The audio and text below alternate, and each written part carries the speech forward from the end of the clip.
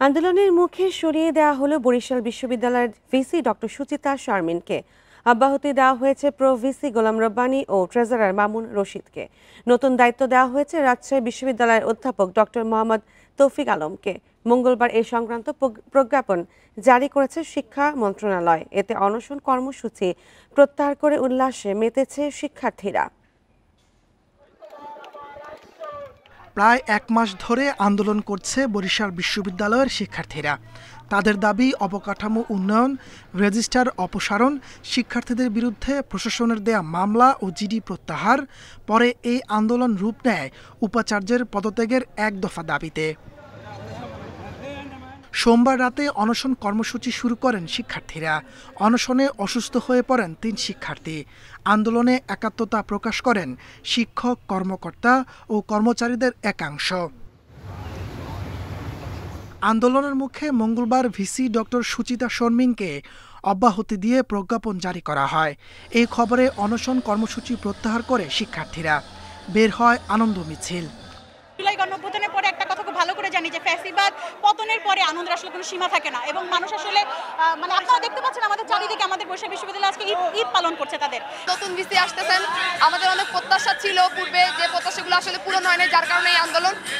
গণতান্ত্রিক পরিবেশ ছিল না বিশ্ববিদ্যালয়ে। প্রথম প্রত্যাশা থাকবে যে তিনি গণতান্ত্রিক পরিবেশ নিশ্চিত করবেন। দীর্ঘদিন একটা আন্দোলন করতেছিলাম, তো এই মুহূর্তে যে বিজয়ের আনন্দ, বিজয়ের সংবাদ, এই সংবাদ পাওয়ার পরে সব দুঃখ, কষ্ট, ক্লান্ত সব ধূলিসাৎ হয়ে গেছে।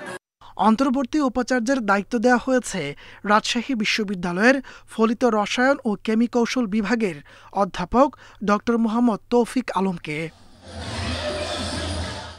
Independent news.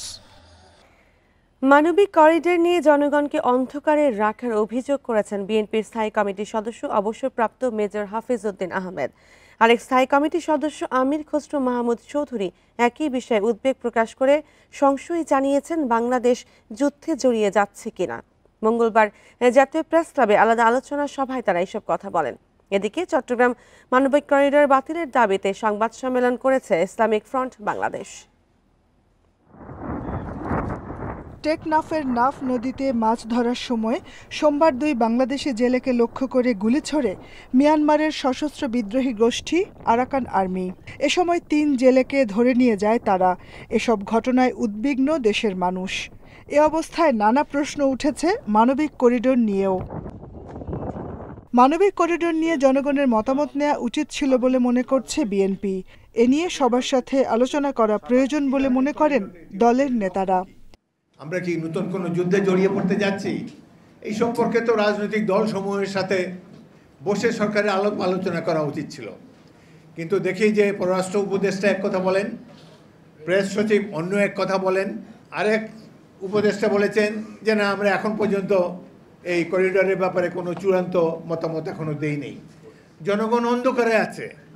এদিকে জাতীয় প্রেস ক্লাবে ডক্টর জাফরুল্লাহ চৌধুরীর 3য় মৃত্যুবার্ষিকী উপলক্ষে স্মরণ সভায় বিএনপির স্থায়ী কমিটির সদস্য আমির খসরু মাহমুদ চৌধুরী বলেছেন, দেশকে গাজায় পরিণত করার পায়তারা চলছে। মানবিক করিডোরের অর্থটা কি?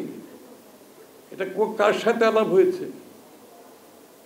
একটি অনির্বাচিত সরকার, তারা নিজেরা সিদ্ধান্ত নিচ্ছে, তারা কথা বলে যাচ্ছে। বাংলাদেশের কোনো রাজনীতি ব্যক্তিত্ব জানে না, সিভিল সোসাইটির কেউ জানে না। তাহলে এটা কার এজেন্ডা? এর পিছনে কি? বাংলাদেশকে কি আমরা কি আবার একটা গাজায় পরিণত করতে চাই? আর একটি যুদ্ধক্ষেত্র আমরা বাংলাদেশকে ঠেলে নিয়ে যেতে চাচ্ছি? দেশে নির্বাচিত সরকার থাকলে মানবিক করিডোর নিয়ে রাজনৈতিক দলগুলোর সাথে আলোচনা করত বলেও মন্তব্য করেন আমির খসরু মাহমুদ চৌধুরী। এই পথ ছাড়া দ্বিতীয় কোনো পথ নেই এখানে। Independent news, Dhaka. সার্বভৌমত্ব রক্ষায় আওয়ামী লীগ নিষিদ্ধ জরুরি ছিল। ভারতের মন্তব্যের প্রতিক্রিয়ায় প্রধান উপদেষ্টা প্রেস সচিব শফিকুল আলম আরও জানান, নির্বাচন বাংলাদেশের অভ্যন্তরীণ বিষয়। এর আগে মঙ্গলবার সন্ধ্যায় বাংলাদেশে আওয়ামী লীগের কার্যক্রম নিষিদ্ধ করায় উদ্বেগ জানায় ভারত। দিল্লিতে সংবাদ সম্মেলনে এই কথা বলেন পররাষ্ট্র মন্ত্রণালয়ের মুখপাত্র রণবীর জয়সওয়াল। রণবীর জয়সওয়ালের দাবি, সঠিক পদ্ধতি অনুসরণ না করে আওয়ামী লীগকে নিষিদ্ধ করা হয়েছে, যা উদ্বেগজনক। জবাবে বাংলাদেশের জনগণের আকাঙ্ক্ষার প্রতি সম্মান জানানোর আহ্বান জানান প্রেস সচিব শফিকুল আলম। মন্তব্য করেন, গত 15 বছরের গণতন্ত্র ধ্বংস করেছে আওয়ামী লীগ। রাজনৈতিক স্বাধীনতা খর্ব ও দেশের সার্বভৌমত্বের সঙ্গে আপোষ করেছে দলটি। জাতীয় নিরাপত্তা ও সার্বভৌমত্ব রক্ষা, জুলাই আন্দোলনকারীদের নিরাপত্তা নিশ্চিত এবং ট্রাইব্যুনালের বাদী ও সাক্ষীদের সুরক্ষার জন্য দলটির কার্যক্রমে নিষেধাজ্ঞা জরুরি হয়ে পড়ে।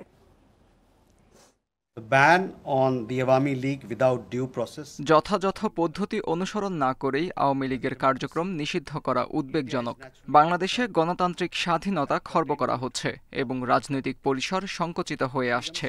এ পরিস্থিতিতে একটি গণতান্ত্রিক দেশ হিসেবে উদ্বিগ্ন ভারত। বাংলাদেশে দ্রুত একটি অবাধ, সুষ্ঠু ও অন্তর্ভুক্তিমূলক নির্বাচন অনুষ্ঠানের দাবিকে আমরা জোরালো সমর্থন জানাই। Fair and inclusive elections in Bangladesh.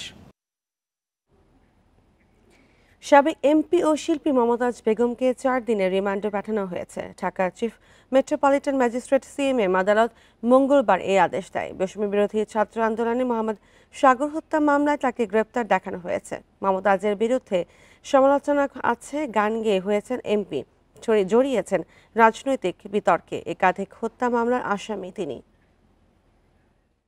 চোখ জুড়ানো, মন ভোলানো, দেখতে অতি চমৎকার।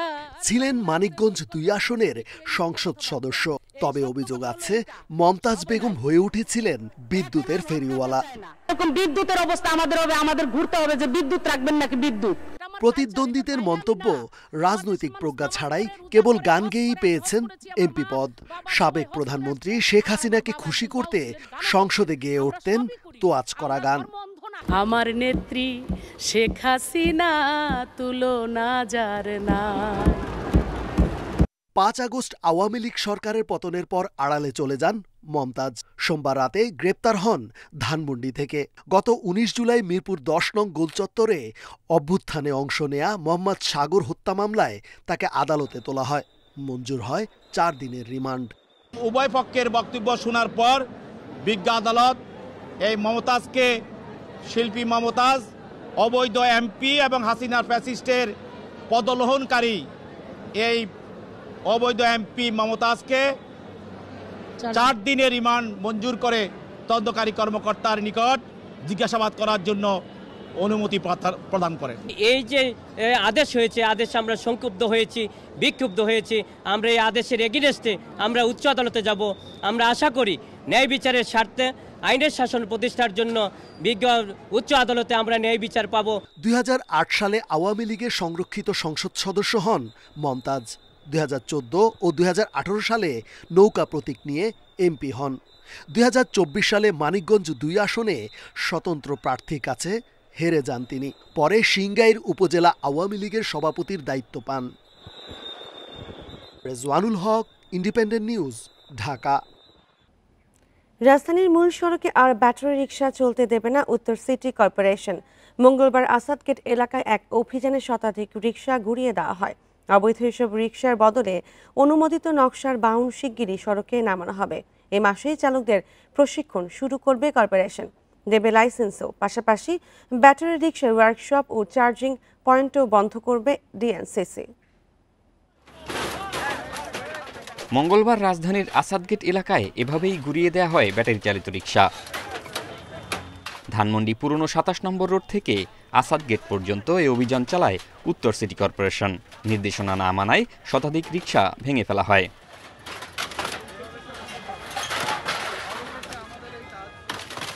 গেল বছরের আগস্ট থেকে রাজধানীর প্রধান সড়কে এসব রিকশার অবাধ চলাচল, বেপরোয়া গতি, উল্টো যাত্রাসহ নানা কারণে প্রায়ই ঘটছে দুর্ঘটনা। ডিএনসিসি প্রশাসক জানান, চলতি মাসেই চালকদের প্রশিক্ষণ শুরু হবে, দেয়া হবে লাইসেন্সও।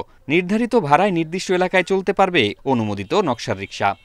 ঢাকার 20% যে অ্যাক্সিডেন্ট, সেগুলোর একটি বড় কারণ হচ্ছে ব্যাটারি চালিত রিকশা। কারণ এই রিকশাগুলো হচ্ছে ওয়েল্ডিং মেশিনে বানানো হয়। আমরা সিটি কর্পোরেশনের পক্ষ থেকে যে বৈধ রিকশাগুলো তৈরি করা হবে, সেই রিকশাগুলোর আমরা লাইসেন্সিং করব।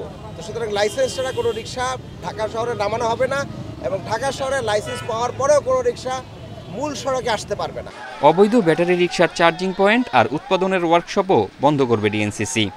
যেখানে মধ্যে এই রিকশাগুলো তৈরি করা হয় এবং চার্জিং পয়েন্টগুলো আছে, তার উপরে আমাদের অপারেশন শুরু হবে। এগুলোকে আমরা বন্ধ করে দিব।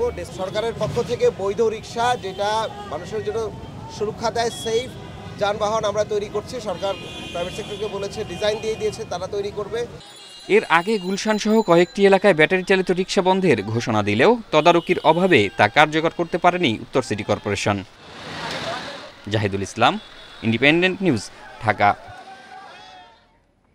এনবিআর বিলুপ্তির অধ্যাদেশ বাতিল চেয়ে আগামী 3 কর্মদিবস কর্মবিরতির ঘোষণা দিয়েছে এনবিআর কর্মীরা। সকাল 10টা থেকে দুপুর 1টা পর্যন্ত এই কর্মসূচি চলবে। মঙ্গলবার রাজধানীর রাজস্ব ভবনের সামনে অবস্থান কর্মসূচি থেকে ঘোষণা দেন তারা। এদিকে সচিবালয় অর্থ উপদেষ্টা জানান, এনবিআর বিলুপ্তিতে প্রতিষ্ঠানটির কর্মীদের দুশ্চিন্তার কিছু নেই। আলোচনা করেই সিদ্ধান্ত নেওয়া হয়েছে। আইএমএফের শর্ত ও সংস্কারের অংশ হিসেবে অন্তর্বর্তী সরকার এনবিআরকে 2 ভাগ করেছে। সোমবার রাতে এই সংক্রান্ত অধ্যাদেশ জারি করা হয়। সংস্থাটি ভেঙে রাজস্ব নীতি ও রাজস্ব ব্যবস্থাপনা নামে 2টি আলাদা বিভাগ করা হয়েছে। অধ্যাদেশ জারির পর ক্ষোভ তৈরি হয়েছে কাস্টমস, ভ্যাট ও আয়কর কর্মকর্তাদের। এর প্রতিবাদে মঙ্গলবার এনবিআর সংস্কার পরিষদের ব্যানারে অবস্থান কর্মসূচি পালন করেন তারা। এ সময় তারা বলেন, অধ্যাদেশে কর্মকর্তাদের ইচ্ছার প্রতিফলন হয়নি, তাই অধ্যাদেশ বাতিল না হলে 3 দিনের কর্মবিরতির পর আরও কঠোর কর্মসূচি দেওয়ার হুঁশিয়ারি তাদের। বুধবার সকাল 10টা থেকে দুপুর 1টা পর্যন্ত, আগামী 15ই মে বৃহস্পতিবার সকাল 10টা থেকে দুপুর 3টা পর্যন্ত এবং আগামী 17ই মে শনিবার সকাল 10টা থেকে 3টা পর্যন্ত সকল স্তরের কর্মকর্তা কর্মচারী কলম বিরতি পালন করবে। যখন বড় পরিসরে এই আলোচনাগুলো হবে, সেই ক্ষেত্রে এটি কতটা উপযোগী সেটি বের হয়ে আসার সুযোগ তৈরি হবে। আমরা শুধু সেই সুযোগটি তৈরি হবার জন্য সরকারের কাছে আবেদন করছি। সেটাকে বিলুপ্ত করার আগে জনগণকে সম্পৃক্ত করা, সকল সংশ্লিষ্ট স্টেক হোল্ডার থেকে সম্পৃক্ত করা অতীব জরুরি। অধ্যাদেশ অনুযায়ী রাজস্ব ব্যবস্থাপনা বিভাগের প্রশাসনিক পদগুলোই প্রশাসন ক্যাডার কর্মকর্তাদের পাশাপাশি আয়কর ও কাস্টমস ক্যাডারের কর্মকর্তাদের রাখা হয়েছে। এ বিষয়ে অর্থ উপদেষ্টা বলেন, এনবিআরের কর্মকর্তাদের সাথে আলাপ করেই এটি করা হয়েছে। এতে রাজস্ব আদায়ে কোনো প্রভাব পড়বে না। ওদের সাথে যে আলাপ করি না তা না, আর আলাপ যদি মনে করেন এনবিআরে হাজার হাজার কর্মচারী সদস্যের সাথে আলাপ করে তা না, যারা মেম্বার সদস্য ডেফিনেটলি তাদের সাথে আলাপ করে। ওদিকে আবার প্রশাসনের লোকের কিছু মন্তব্য আছে, তাদের সাথে আলাপ করা হবে। এদিকে অন্তর্বর্তী সরকারের প্রধান উপদেষ্টার প্রেস উইং এক ব্যাখ্যায় জানায়, এনবিআর ভেঙে 2 বিভাগ গঠন শুধু প্রশাসনিক পরিবর্তন নয়, এটি ন্যায়ভিত্তিক ও দক্ষ কর ব্যবস্থা প্রণয়নের জন্য জরুরি। শক্তিশালী নীতি নির্ধারণ ও স্বচ্ছ প্রশাসন দেশের নাগরিকদের ইচ্ছা পূরণে সহায়ক হবে। তৌহিদ রানা, ইন্ডিপেন্ডেন্ট নিউজ, ঢাকা। গেল 6 মাসে গাজীপুরে অগ্নিকাণ্ড হয়েছে 4 শতাধিক, বেশিরভাগই ঝুট গুদামে। কিন্তু এসব গুদামে নেই নির্বাপনের কোনো ব্যবস্থা। এছাড়া গ্যাস সিলিন্ডারের লিকেজ থেকেও ঘটছে অগ্নি দুর্ঘটনা। সম্প্রতি জয়দেবপুরের আগুনে দগ্ধ হয়ে একে একে মৃত্যু হয়েছে শিশুসহ 5 জনের। ঘনবসতি, পানির অভাব আর সরু রাস্তার কারণে আগুন নিয়ন্ত্রণে বেগ পেতে হচ্ছে ফায়ার সার্ভিসকে। শিল্প অধ্যুষিত গাজীপুরে কোনাবাড়িতে গেল 3রা মে ঝুটের গুদামে আগুন লাগে। মুহূর্তেই ছড়িয়ে পড়ে পাশের একটি সুতার কারখানা ও কয়েকটি বসতবাড়িতে। ফায়ার সার্ভিসের 6 ইউনিটের 2.5 ঘন্টার চেষ্টায় নিয়ন্ত্রণে আসে আগুন। তবে পুড়ে যায় মেশিন, সুতাসহ অন্যান্য জিনিস। এতে 4.5 কোটি টাকার ক্ষতি হয় বলে জানায় কর্তৃপক্ষ। আমাদের অনেক সুতা ছিল স্টকে, বাজার একটু খারাপ যাওয়াতে আমরা মাল কিছু স্টক করছিলাম যে কম রেটের কারণে বিক্রি করতে পারি নাই। এখন যে অবস্থায় আছে আমার ঘরে মনে করেন যে যা গেছে এটা আসলে বলার না। একই দিনে টঙ্গীতেও ঘটে অগ্নিকাণ্ড। জেলায় গত 6 মাসে আগুন লেগেছে অন্তত 412 বার, বেশিরভাগই ঝুটের গুদামে। এছাড়া বস্তিতে এবং গ্যাসের লাইনের লিকেজ থেকেও ঘটেছে অগ্নি দুর্ঘটনা। আমার দোকান পান লুটপাট হয়ে গেছে, আমার বাসা বাড়ি পুড়ে গেছে, সবকিছু কিছু মালামাল কিচ্ছু নাই আমার এই যে গোডাউন ছিল 10টা ধরে পুড়ে গেছে। বেশিরভাগ ঝুট গুদামেই আগুন নেভানোর ব্যবস্থা নেই। এছাড়া সরু রাস্তা এবং অনেক আবাসিক এলাকায় কলকারখানার কারণে নিয়ন্ত্রণে বেশ বেগ পেতে হচ্ছে তাদের। ঝুটের যে গোডাউনগুলো আছে এগুলা দেখা যায় যে আবাসিক এলাকার মাঝখানে হয়। আর আরেকটা চ্যালেঞ্জ হচ্ছে, সবচেয়ে বড় চ্যালেঞ্জ, যে মাঝখানে এই ঝুট লোড আনলোড করার সময় যে ট্রাকগুলা দাঁড় করায় রাখে, অনেক সময় এগুলার জন্য আমাদের গাড়ি ভিতরে ঢুকলে আবার দেখা যায় যে গাড়ি ঘোরানোর মতো রাস্তা নাই, ব্যাক করে আবার ঢুকতে হয়। সম্প্রতি জয়দেবপুরে সিলিন্ডার লিকেজ থেকে আগুনে দগ্ধ হয়ে একে একে মৃত্যু হয়েছে শিশুসহ 5 জনের। বেশিরভাগ ক্ষেত্রে শর্ট সার্কিট, গ্যাস সিলিন্ডারের লিকেজ, সিগারেটের ফেলে দেওয়া জ্বলন্ত অংশ এবং মশার কয়েল থেকে এসব আগুনের সূত্রপাত বলছে ফায়ার সার্ভিস। মে মাসে তাপপ্রবাহ, বজ্রবৃষ্টি ও ঘূর্ণিঝড়ের মাস। এ সময় প্রাকৃতিক দুর্যোগ ও প্রাণহানির ঘটনাও বেশি হয়। আবহাওয়া অধিদপ্তর বলছে এপ্রিল থেকে জুন কর্কট ক্রান্তি রেখার আশেপাশে তাপ তীব্র থাকে, তাই বজ্রপাত ও ঘূর্ণিঝড়ের প্রবণতা বাড়ে। গেল 5 বছরে 5টি ঘূর্ণিঝড় হয়েছে এ মাসে। এবারও 23 মে বঙ্গোপসাগরে একটি নিম্নচাপ সৃষ্টির সম্ভাবনা রয়েছে।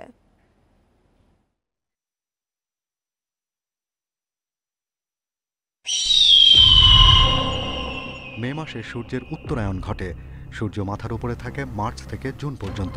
আফ্রিকা, সৌদি আরব, ভারতের মরু অঞ্চলের সমান্তরালে বাংলাদেশের মধ্যাঞ্চলের ওপর দিয়ে গেছে কর্কট ক্রান্তি রেখা, তাই এই রেখার আশেপাশে এলাকায় সূর্যের তাপ প্রখর হয়। এপ্রিল মেতে ভারতের পশ্চিমবঙ্গ, বিহার, উত্তর ও মধ্যপ্রদেশ থেকে বয়ে আসে শুষ্ক বাতাস। এ প্রবেশ মুখেই পড়ে চুয়াডাঙ্গা, ফরিদপুর, কুষ্টিয়া সহ দেশের উত্তর মধ্যাঞ্চল। এই লু হাওয়ার সঙ্গে তাপমাত্রার ঊর্ধ্বগতি পরিস্থিতি করে তোলে ভয়াবহ। তাই এ সময় পারদ উঠে যায় 40 ডিগ্রি সেলসিয়াসের ওপর। এবছরও সারা দেশেই চরম ভাবাপন্ন হয়ে আছে আবহাওয়া। পশ্চিম দিক থেকে আসা লু হাওয়া, স্থানীয়ভাবে ভৌগোলিক অবস্থান, কর্কট ক্রান্তি রেখার অবস্থান, তাছাড়া সূর্যের আলোর প্রখর প্রাপ্যতা এবং সর্বোচ্চ এবং সর্বনিম্ন তাপমাত্রার পার্থক্যের ব্যবধান, জলীয়বাষ্পের আধিক্য এবং বায়ুর গতিবেগ যদি কম থাকে, তাহলে এই অঞ্চলে এই যে চরম ভাবাপন্ন তাপমাত্রা সেটি অসহনীয় হয়ে ওঠে। মে মাসে হানা দেয় ঘূর্ণিঝড়। 2019 সালে 6 বছরে ঘূর্ণিঝড় ফণী, আমফান, ইয়াস, মোখা ও রেমাল আঘাত হানে। এবছরেও মে মাসের শেষে দক্ষিণ বঙ্গোপসাগরে একটি নিম্নচাপ সৃষ্টি হতে পারে। নিম্নচাপ তৈরি না হওয়া পর্যন্ত সেটি ঘূর্ণিঝড়ের রূপ নেবে কিনা তা বলা উচিত হবে না বলে আমরা মনে করি, কারণ অনেক সময় নিম্নচাপ তৈরি হয়েই আবার তার ইন্টেন্সিফিকেশনের সমাপ্তি ঘটাতে পারে। তবে আমরা আশঙ্কা করছি যে এই ধরনের সিস্টেমের একটু তীব্রতা বৃদ্ধি পাওয়ার সম্ভাবনা রয়েছে। যদি ঘূর্ণিঝড়ের রূপ নেয় তখন এটির নাম হবে শক্তি। জাতিসংঘের তথ্য অনুযায়ী বাংলাদেশে প্রতি বছর বজ্রপাতে গড়ে 300 মানুষ মারা যায়। তাই বজ্রঝড়ের শুরুতেই খোলা স্থান ত্যাগ করে নিরাপদ আশ্রয় নেবার পরামর্শ আবহাওয়া অধিদপ্তরের। Shahriar Anirban, independent news, Dhaka. যাত্রী খরায় ঢাকা বরিশাল নৌ রুটে যখন লঞ্চ চলছে হাতে গোনা, তখন বরিশাল নদী বন্দরে টার্মিনাল নির্মাণে চলছে বিশাল কর্মযজ্ঞ।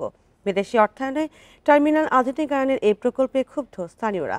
প্রকল্প সংশ্লিষ্টরা বলছেন, কাজ শেষ হলে বাড়বে নদী বন্দরের সৌন্দর্য, সুযোগ সুবিধা, নৌপথে বাড়বে যাত্রীও। পদ্মা সেতু চালুর পর ঢাকা বরিশাল নৌপথে যাত্রী অনেকটাই কমেছে।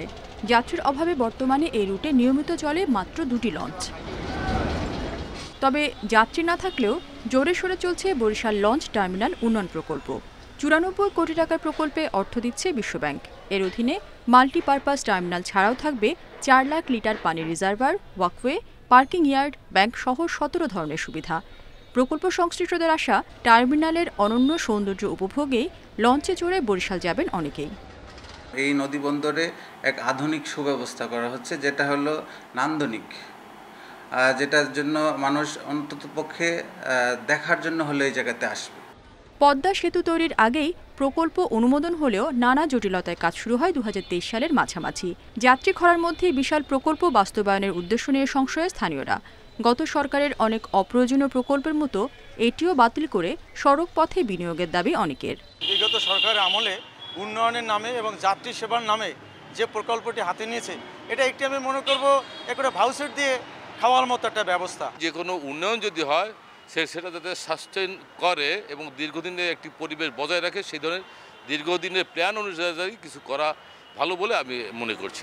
এই প্রজেক্টকে আসলে হালাল করার যে মানসিকতা, সেটা সংশ্লিষ্ট কর্তৃপক্ষের পরিহার করার মধ্য দিয়ে বরং নৌপথের ব্যবস্থাপনার উন্নয়ন করার কথা চিন্তা করা দরকার, প্রজেক্ট সেই দিকে ডাইভার্সন করা দরকার। এবছরের মধ্যে প্রকল্পের পুরো কাজ শেষ করার আশা বন্দর কর্তৃপক্ষের। Independent news. লালমনিরহাটের আদিতমারি ও কালীগঞ্জের ভাটেশ্বরী নদীতে নির্মিত 3টি স্লুইস গেট কাজে আসছে না কৃষকদের। নির্মাণের পর ফেলে রাখা হয়েছে অযত্নে। এতে সরকারের টাকা অপচয়ের পাশাপাশি নষ্ট হচ্ছে যন্ত্রাংশ। 2003 সালে লালমনিরহাটের আদিতমারির ভেটেশ্বর, কালীগঞ্জের দুহলি ও বারাজানে ভাটেশ্বরী নদীতে স্লুইস গেট রেগুলেটর নির্মাণ করে পানি উন্নয়ন বোর্ড। লক্ষ্য ছিল রবি মৌসুমে কৃষকদের সেচ সুবিধা দেয়া। নির্মাণের পর থেকেই ব্যবহার হয়নি এসব স্লুইস গেট। অযত্ন আর রক্ষণাবেক্ষণের অভাবে অকেজু হয়ে পড়ে আছে সেগুলো। এতে বর্ষায় ফসলি জমি তলিয়ে এবং শুষ্ক মৌসুমে পানির অভাবে কোনো কাজেই আসছে না স্লুইস গেটগুলো। শুকনো মৌসুমে একদম পানি থাকে না, আলু বা গম, ভুট্টা এগুলোর জন্য খুব অসুবিধা। সরকার একটা লোকও রাখে নাই যে গেটটা আটকাইয়ে দেবে। বর্ষাকালে পানি থই থই, এই ব্রিজ দিয়ে আমরা কি করি? এই ব্রিজ তো কোনো কাজের না, আমাদের ক্ষতি। পানি উন্নয়ন বোর্ড বলছে অকার্যকর রেগুলেটরগুলোর তালিকা করে ঊর্ধ্বতন কর্তৃপক্ষের কাছে পাঠানো হয়েছে। বরাদ্দ পেলে সেগুলো পুনরায় চালুর উদ্যোগ নেওয়া হবে। রাজস্ব বাজেটের আওতায় মেরামত করে থাকি। এর মধ্যে আমাদের 2-1টা পয়েন্টে রয়েছে অকার্যকর কিছু রেগুলেটর রয়েছে, এগুলোর তথ্য আমরা প্রেরণ করেছি। আমরা যদি বাজেট পাই তাহলে আমরা একেবারে নতুন করে সেসব রেগুলেটর করব। 3টি স্লুইস গেট নির্মাণে সরকারের ব্যয় হয় 9 কোটি টাকা। তবে তা অপরিকল্পিতভাবে হওয়ায় কোনো কাজেই আসেনি বলে দাবি এলাকাবাসীর। Independent news. মরুভূমির প্রাণী দুম্বা পালন করা হচ্ছে উত্তরের জেলা নীলফামারীর সৈয়দপুরে। শৌখিন খামারি রবিউল ইসলাম গড়ে তুলেছেন দুম্বার খামার। মাত্র 2টি দিয়ে শুরু করলেও ছোট বড় মিলে এখন তার খামারে দুম্বার সংখ্যা 27টি। কোরবানির ঈদে বিক্রির জন্য প্রস্তুত করা হচ্ছে এসব পশু। বাণিজ্যিকভাবে দুম্বা পালনের সব ধরনের সহযোগিতার আশ্বাস জেলা প্রাণী সম্পদ দপ্তরের। দুম্বা মরু অঞ্চলের প্রাণী হলেও কয়েক বছর ধরে বাংলাদেশেও লালন পালন করা হচ্ছে। 2 বছর আগে 2টি দুম্বা দিয়ে খামার শুরু করেন সৈয়দপুর উপজেলার বোতলাগাড়ি ইউনিয়নের রবিউল ইসলাম। সৌদি আরব প্রবাসী ভাই রেজাউল ইসলামের সহযোগিতায় খামারটি গড়ে তুলেছেন তিনি। আমার ভাই একজন প্রবাসী, নাম হচ্ছে রেজাউল ইসলাম নয়ন।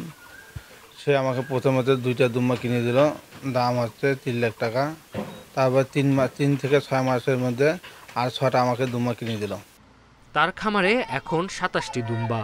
এই খামার দেখতে প্রতিদিনই সেখানে যান বিভিন্ন অঞ্চলের মানুষ। রবিউল বলছেন, দুম্বা লালন পালন সহজ, বিক্রিতেও নেই কোনো ঝামেলা। এরা অনেক সুযোগ সুবিধা অনেক দেয়। 6 মাসে 15 মাসে 2বার বাচ্চা দেয়। এরা ছাগল গরুর চেয়ে অনেক সুবিধাজনক। এদের খাওয়া দাওয়া কোনো সমস্যা নাই। রোগবালাই কম এবং খাবার খরচ সাশ্রয়ী হওয়ার কারণে দুম্বা পালনে আগ্রহী অনেকেই। দেখলাম 2টা দুম্বা, তারপরে এসে দেখলাম 6টা দুম্বা। আস্তে আস্তে বাচ্চা এখন প্রায় দুম্বার পরিমাণ হলো 27টা। এই দুম্বাগুলো দেখার জন্য সবাই আসে, আমাদেরকেও ভাল লাগে। কোরবানির সময়ে দুম্বার চাহিদাও বেশ সম্ভাবনাময় বললেন জেলা প্রাণী সম্পদ কর্মকর্তা। দুম্বার যারা খামার করছে সেই খামারগুলি আমাদের মনিটরিংয়ে আছে এবং আরও যারা উদ্যোক্তা হবে বা খামার করতে আগ্রহী আছে সেই খামারগুলিও আমরা আমাদের প্রাণী সম্পদ থেকে মনিটরিং করব এবং প্রাণী সম্পদ থেকে যত প্রকার সহযোগিতা পরামর্শ আমরা দেব। তিনি আরও জানান, দুম্বার খামার বাড়লে প্রান্তিক অঞ্চলের অর্থনীতিতে গতি আসবে। Independent news. আর এই ছিল এখনকার সংবাদে। ইন্ডিপেন্ডেন্ট টেলিভিশনের সব খবর বিস্তারিত জানতে চোখ রাখুন ফেসবুক, ইউটিউব ও এক্সে। ধন্যবাদ সবাইকে।